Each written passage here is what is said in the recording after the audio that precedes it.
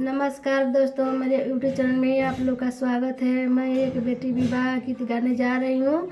अच्छा लगे तो कमेंट में बताइएगा कैसे लगा।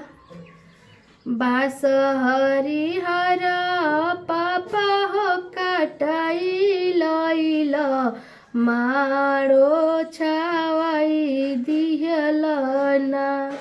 बास हरिहर पापा हो काटाई लइल, मारो छावाई दिहलना।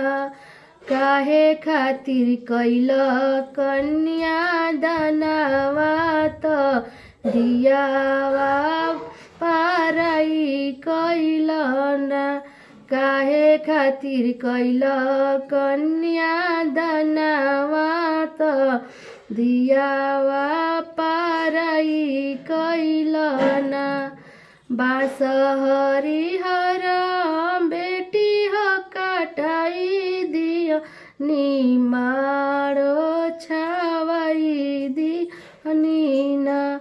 बास हरिहर बेटी हो काटाई लइनी, मारो छावाई दिहनीना।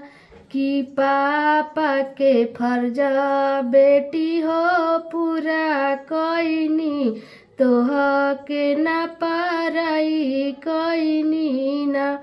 कि पापा के फर्ज बेटी हो पूरा कैनी, तोह के ना पाराई कैनी ना।